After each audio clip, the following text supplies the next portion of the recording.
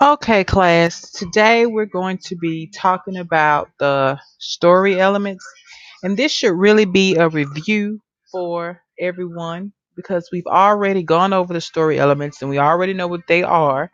So, right now, I just want to review with you the story elements. Before I get started, I want you to take a few minutes to take out your story element anchor chart, and after everyone has their chart out, we'll continue.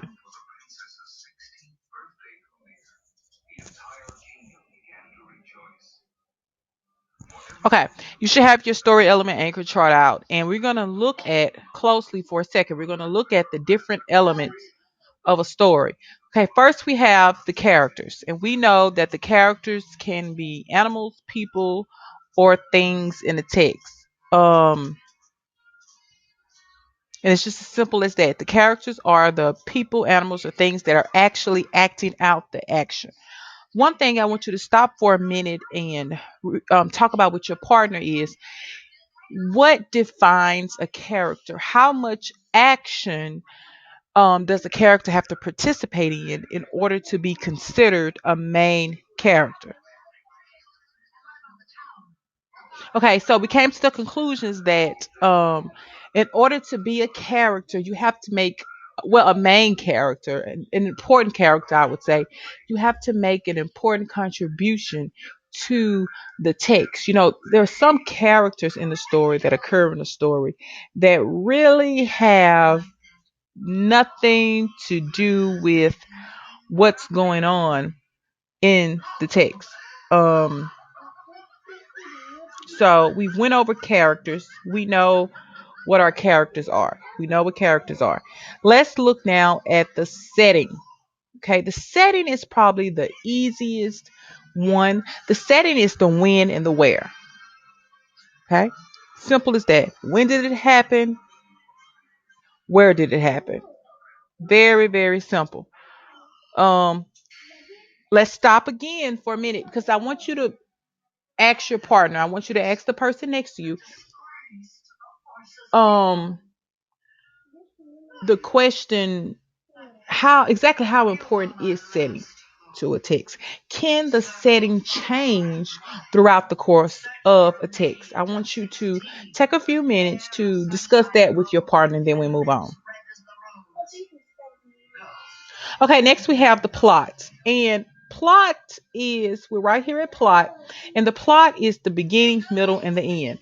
And we're going to get more into plot later on in the week. But for right now, I want you to recognize that the plot is what happens in the story. Later on in the week, when we get into the plot sequence mountain, you're going to see exactly how the plot is broken down into different pieces. Okay, so we've gone over the character setting plot. The one that's missing that we haven't gone over yet is the theme. And I love theme because the theme can be anything you make it out to be. But generally, we want to remember that the theme is the lesson or what? Message.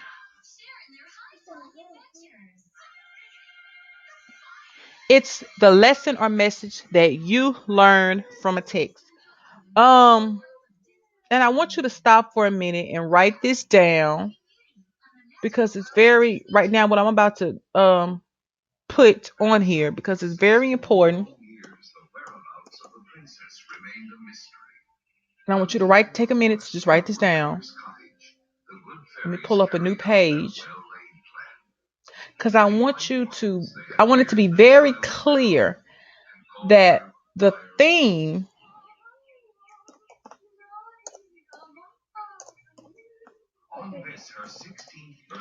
is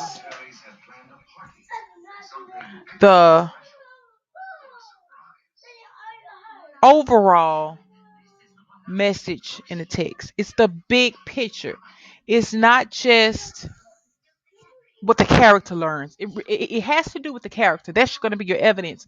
But the theme is the big picture. It's the overall message. of what the character learns. Don't forget that. It's the world, it's what the character learns about the world. See, what the character learns, so does the reader. We're following the journey with the character. And that's an important thing that you have to remember about the theme. And we'll get more practice with that in a minute. Um, so we're gonna stop this video right now, and I'm going to give you a chance to take out your text that we're going to be reading today, and we're going to read that text, and we're going to look at the different story elements within the text.